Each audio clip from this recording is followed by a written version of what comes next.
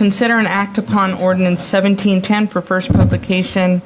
It's an ordinance amending Chapter 11 of the Criminal Code, Articles 06-330, obstructing, impeding, or camping in public right-of-ways, and adding Article 09-010-060, regulating camping on public and private property. And I asked to put this on the agenda. I want to thank Stephanie, first of all, because I did not write it. And I thought she did a good job of doing some research on this. So this is really pertaining to, really just what it says is camping on public property. I think... Yeah, and I was going to say, I think maybe I'll have Stephanie just give us some more information on that, if that's okay. Yes, absolutely. So one of the concerns that we have is that we have lots of lots in the city where property owners are out of town. They live out of town, either it's theirs, that it was handed down to them through, passing of family members, whatever the reason. And so they're not in town to physically see every day their property.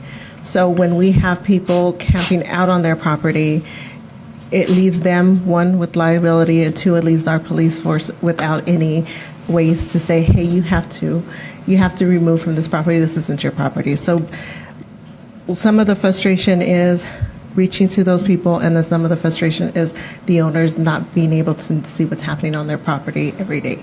So this is more of let's put it back into the owner's right, giving property owners their rights back, and giving them the right to say, these people are allowed on my property, or these people are not allowed on my property. So that's kind of where the private property part of it comes. Okay.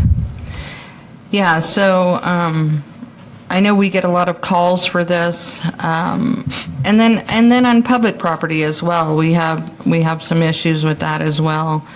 I think we've all probably noticed a time or two where we have people basically camping on our public property on our city streets, and we have to have some an ordinance in place, obviously, to better define that, because I think part of the problem has been that we've sort of tied the hands of our officers because we didn't have a real clear definition of, what camping is or what's permissible and what's not. And so this just sort of tightens all that up. It cleans it up a little bit, and it's better defined. And I don't know about the rest of you, but I get a lot of phone calls for this. And if you remember the last meeting, we actually had a gentleman come and speak to us about some of the issues or some of the concerns that he had. So I get those calls all the time, and so I think this is a good way to address that issue. And with that, does anybody have any questions? So the penalties, are they for the property owner or the occupant? It'd be the occupant, whoever's doing the trespass, the illegal camping, or if they don't have the written permission that we require. Okay. And I'm guessing everybody's seen the new little encampment on Florida across from the city yard. Yeah, It's been addressed. I know we've discussed it several times. Yeah. Is it still there? I don't know. I didn't drive down that street today, but Was it there yesterday, or the last time you drove? it was there Saturday. Okay. And that empty, where it used to be the trailer park, then turned to RV park, then now it's just empty lot. Okay. I know Beth Crab's been notified that there's somebody. Yeah, and it's kind of like moved down the line. So Yeah, he's just kind of moved now. And so Now he's got a whole little encampment built right there. Okay. So How's this ordinance going to affect like the RV parks and the KOA? Essentially, they're camping in an RV. In a legally permitted campground. It says, does it say legally permitted campground? It just says, Well, they have permission from the owner to Yeah, be they on have there permission from the owner. by renting the space. That's I a think- business, so that's it shouldn't affect them. Yeah, if you look on C, I don't know where we're at. C, it says owner permission, non-household members must receive written permission from the property owners to camp on private property. so, obviously, this is to address the homeless camping, say they have permission from the property owner to camp there, then essentially there's nothing we can do. Then they Correct. have permission to be there. It's up to the property owner, but this gives the property owner the right to be able to say no, or it gives us the ability to remove somebody without having to seek someone in Permission. Florida. From the property owner? And Because the property owners already have the right to trespass anybody from their property. But sometimes there's a delay in us trying to find that property owner.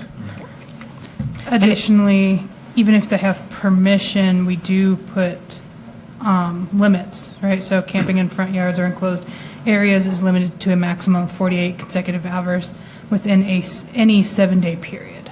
So the KOA, they're allowed to stay there for 30 days. It says they can only do 72 hours.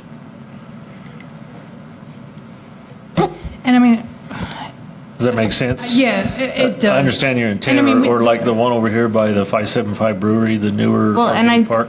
And I think if you look at 11-09-040, prohibited camping activities, there's certain things that it outlines. Camping that generates unreasonable noise is outlined. Okay, that's fine. Camping that poses a fire hazard. Obviously, we've had that issue before. And camping on properties without access to waste disposal facilities or sanitation. I think campers on both public and private property must comply with all noise ordinances, fire safety codes, public health regulations, including waste and sanitation requirements. So, I guess the KOA would fall under Section A, the enclosed areas camping.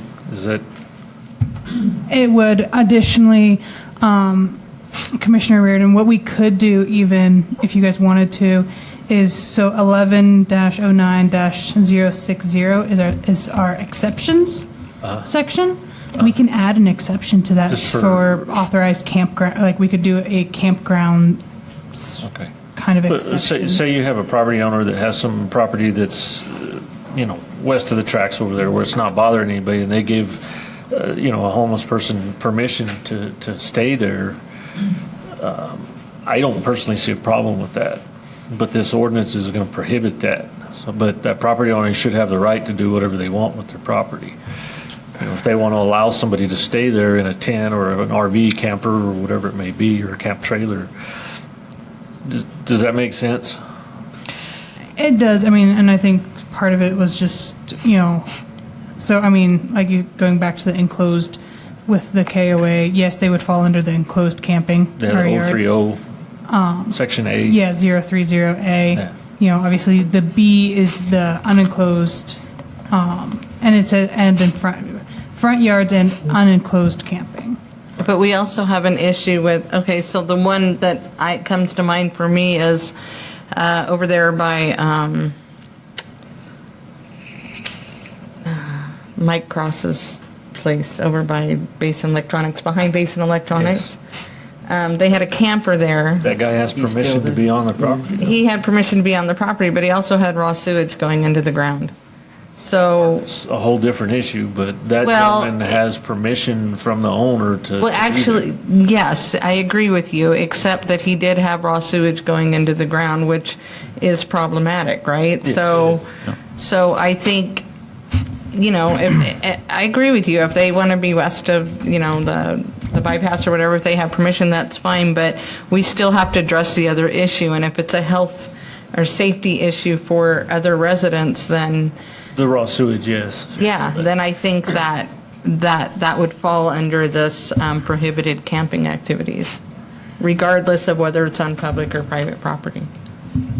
And this is Commissioner Paul, and I would even say that when it becomes a public nuisance, even if it's on private property, that's not a good look for the city. I mean, it doesn't just encourage people to want to come and visit and stay and spend money in our community. So, I mean, within reason, if somebody's parking an RV on somebody's private property, but if it's a broke down, piece of junk that's not operable, then it shouldn't be allowed. Right. I can't disagree with that. I think we've had a few issues that we have a camper. No, not a camper. What do you call that? A motorhome. A motorhome that is habitually parked over by. I can't do that. I'm sorry. I can't. I apologize, but I can't take questions like that. That is parked over by the library. I've actually helped those people several times and continue to help them, but I've also seen the inside of that motorhome, and it's parked over by the library. Do you know what I'm talking about? It's a quite large motorhome. I mean, it's very large, and it's continually parked there. Like I said, I personally provided them food and other things, and so I'm very familiar with them. And it's a little bit of a problem for me because I know they're parked over by the library, but they really shouldn't be. They don't have any place to hook up. The inside of that motorhome is, in my opinion, not even, which is not my problem. I get it, but I do have a concern that is going to become a health and safety issue for other people if we allow that. And so. So we have some residents in our city like that. Do they move it periodically? Yeah, well, I mean, they drive over to us once in a while, so yeah, they do. Or technically, you know what I mean? I understand that. I'm just saying that it is parked there quite. Do you know which one I'm talking about? Yes. It is parked there quite often, and And there was some concern that they were emptying their sewage on Yeah. the street as well. yeah, and it is a concern, and so this, we're not trying to target, people that are less fortunate. That's not the issue. The issue is we have to think of all our residents. And again, I don't know about the rest of you. I don't know if you get phone calls, but I will tell you that I get emails and I get phone calls. People are concerned about. I have people that tell me that they will not even take their children to our parks anymore because they're concerned about it, and that's really not fair to the rest of our residents. So there has to be, and I said this today. I talked about this in a meeting. I said I'm not going to tell you I have all the solutions because I don't. But what I do know is we need to address this issue, because if we don't address this issue, it's going to get worse. And we heard Chief Story talk earlier. I do follow Las Cruces quite closely, and they have many, many residents that get up in the morning and they have hypodermic needles in their yard and all kinds of things going on. That is not a stereotype, it's just a fact. And so we need to address this issue. We've got to figure something out. But it's not the city's job to figure it out. It's the city's job to maintain our properties and our public spaces so that everybody can enjoy them. And so that was the point of this ordinance, was to ensure that we're able to do something like that.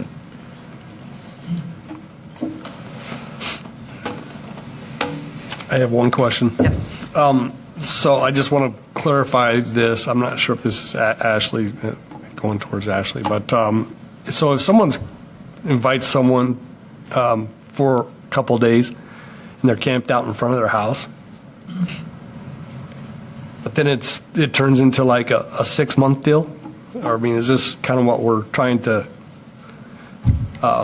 prevent? Yes, we're trying to prevent like long-term someone camping out in the front yard for, several months. I mean, there are exceptions, right? So one of the exemptions is emergency situations, right? Camping is permitted during emergency situations such as natural disasters, stuff like that. city-sanctioned events, seasonal or religious activities as well. So there may be some exceptions to the situation, but we are trying to prevent those kind of long-term, having a tent in someone's front yard for, like you said, 6-7 months. Okay, so considering emergencies, since Ruidoso burned down and someone has room for their camper, is that considered an emergency situation? I mean, So, I mean, the RV, the camper stuff, the RV camping stuff like that, we would Yeah. still have the ordinance that does not allow people to do the RVs. It would have to come before the commission for an exception for that, just like usual. This doesn't get rid of that. okay.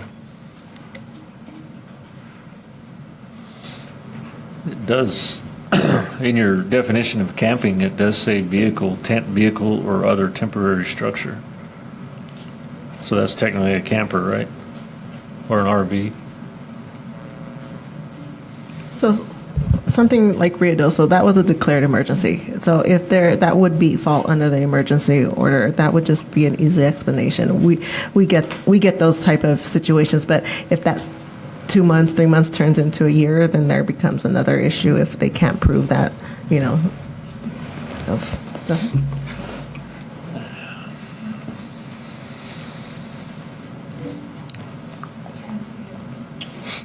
Any more questions? I don't know where I'm at on this one.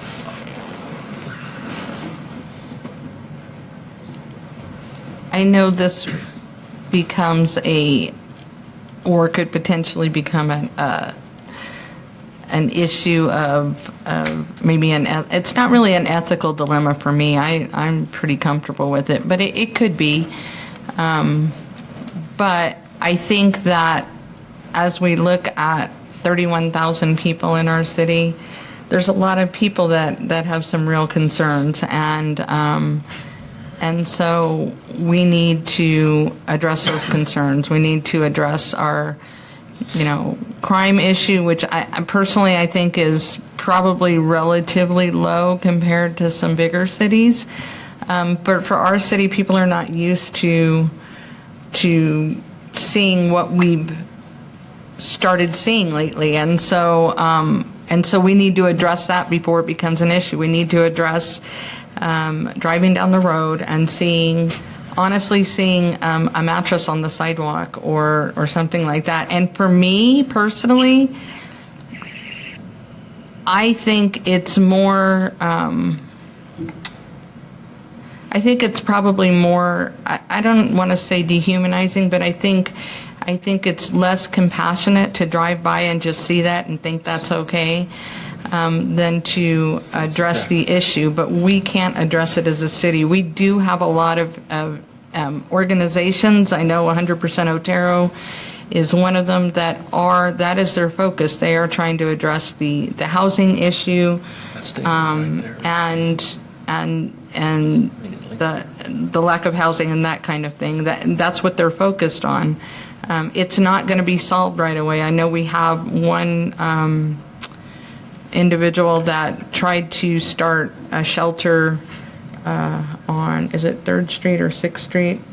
It used to be a house of prayer, and I know that he tried, and I've spoken to him personally. We have conversations, and even he has said he's found it challenging to be able to do something like that. So I don't have a great answer. I just know that from a city standpoint, and I'm only looking at this from a city standpoint, we need to address the issue because we do have a lot of people that are very concerned about, seeing an uptick or an increase in, if you want to call it public camping, I mean, whatever you want to call it, but we are seeing an uptick in it, and we do need to address it. So, What's under this current ordinance that we have? I mean, we basically have teeth right now to prohibit anybody from camping on public right of way or city-owned property. Like there was a lady that was arrested the other day out at the fairgrounds for being there for too long. Yes. The private property was kind of where the one that, like, say, if they have permission, I don't have an issue with it, but I don't quite understand why. Because currently, right now, we basically contact the property owner. If they don't want them there, then they trespass them. Sometimes we can't get a hold of the property owner in a timely manner. So I think you were probably, sorry, Ashley wants to speak. We're going back to the one over on Florida over here the other day where we had to wait to get. But that's not the only one, unfortunately. But go ahead and let. So we do have an issue that's been raised a little bit with the trespassing ordinance. Our trespassing ordinance requires a person to have notice that they are trespassed from the property, right? So like if someone comes onto your property, they don't have permission. They're camping on your property, and you didn't give them permission. You want them trespassed. Well, we can tell that person, okay, you are now trespassed from this facility. You need to leave, right? But we can't necessarily charge them criminally at that time because we have that notice requirement in the trespass. So with this would actually give us a little bit more teeth to be able, because we're not necessarily requiring notice, or specific. We're saying like, you did not have permission to be here. That was, therefore, it kind of streamlines things a little bit. Okay. And I think just overall objective is not to punish anybody by any means, but it is one giving the property owners back their right to be able to go ahead and have us do this instead of waiting that time period. But it also kind of goes in line with what we're doing with our codes violations. When you have a ton of vehicles or tires or anything in your yard or our dilapidated structures, it's in the future of Alamogordo is to grow and to become a place to visit, and we have to start some of these efforts now. So it's a big picture, not just dealing with this small issue. It's for the greater good of Alamogordo as well. Madam Mayor, I'd like to make a motion to approve Ordinance 17 for first publication. Thank you. Okay, I have a motion Second. from Commissioner, I have a motion from Commissioner Paul. Do I have a second? Yeah, Commissioner second. Robinson, thank you. Gee, It's already got teeth. Kind of understand it all. It's not really doing. I have a second from Commissioner Robinson. Will you put up the vote, please? Basically, it's going to Commissioner Paul, just to confirm, what is your vote? Aye. allow them to move from your property without your permission.